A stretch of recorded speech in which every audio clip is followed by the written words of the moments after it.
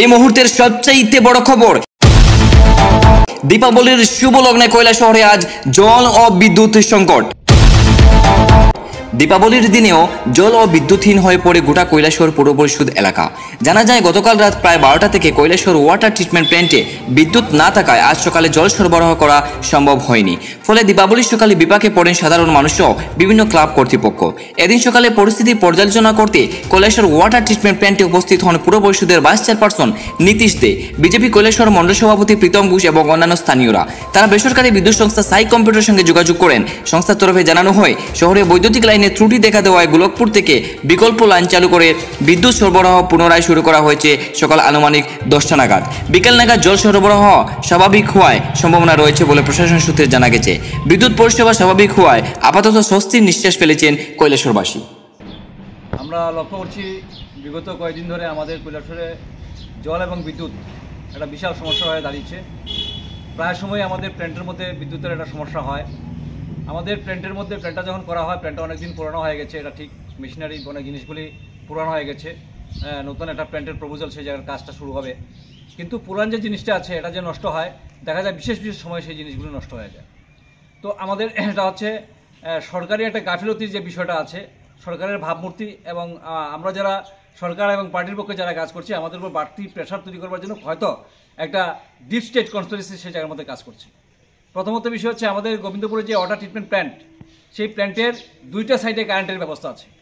কোনো কারণে যদি কৈলাসহরে কারেন্ট ফল্ট করে, তাহলে যাতে গোলকপুর থেকে অল্টারনেটিভ বাইপাস সেই জায়গার মধ্যে চালু করা আছে। আমরা দেখি এর আগেও একদিন রাত্র 12টার সময় এভাবে কারেন্ট ফল্ট করেছে, সারাদিন মানুষ জল পায়নি, পরের দিন সকালবেলা মানুষ জল পেয়েছে।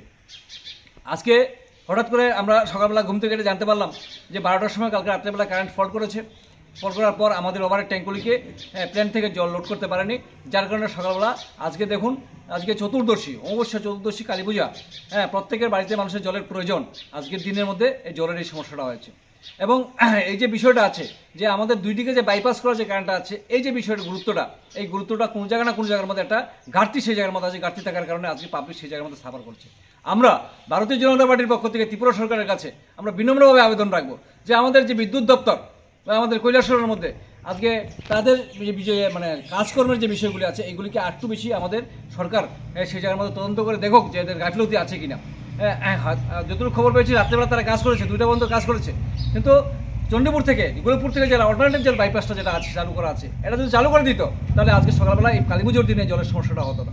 আজকে সকালে ঘুম থেকে উঠে আমরা যখন জানতে পারলাম, বিভিন্ন দিক থেকে মানুষ ফোন করছে জলের জন্য, আমরা এই ওয়াটার ট্রিটমেন্ট প্ল্যান্টে আসলাম। এসে এখানে দেখলাম যে তারা কারেন্টের জন্য জল লোড করতে পারেনি।